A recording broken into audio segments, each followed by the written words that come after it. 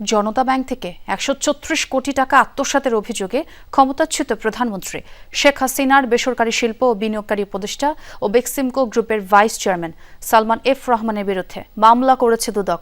প্রতিষ্ঠানটির ডিজি জানিয়েছেন, সালমানের বিরুদ্ধে অর্থ পাচার সহ বিভিন্ন ব্যাংক থেকে ঋণের নামে অর্থ আত্মসাৎ ও পাচারের আরও অনুসন্ধান চলমান রয়েছে। নতুন ব্লেন্ডে আরো রিচ অ্যারোমায় সেলন ফ্যামিলি ব্লেন্ড টে।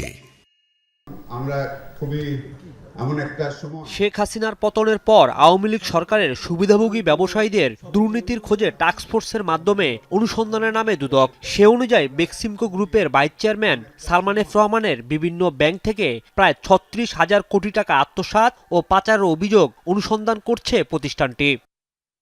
এর মধ্যে জনতা ব্যাংক থেকে জালিয়াতির মাধ্যমে ১৩৬ কোটি টাকা আত্মসাতের অভিযোগের প্রমাণ পেয়েছে দুদক।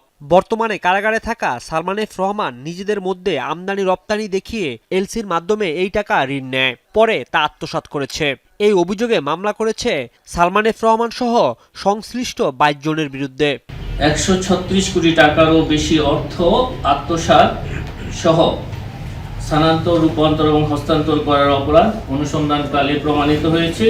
এই কারণে অভিযোগ সংশ্লিষ্ট জনাব সালমান ফজলুর রহমান, সাবেক সংসদ সদস্য ঢাকা ১ সহ মোট ২২ জন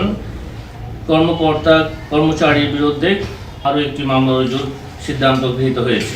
দুদকের আবেদনের প্রেক্ষিতে ভোলা ২ আসনের সাবেক সংসদ সদস্য আলী আজম মুকুল ও তার স্ত্রী জাহানারা ইয়াসমিনের ৮টি ব্যাংক হিসাব অবরুদ্ধের নির্দেশ দিয়েছে আদালত। ময়মনসিংহ ১০ আসনের সাবেক সংসদ সদস্য ফাহমি গোলান্দাজ বাবেলের ঢাকার গুলশান ও ধানমন্ডির ২টি ফ্ল্যাট সহ ময়মনসিংহের ১৬ একর জমি জব্দের আদেশ দিয়েছেন আদালত।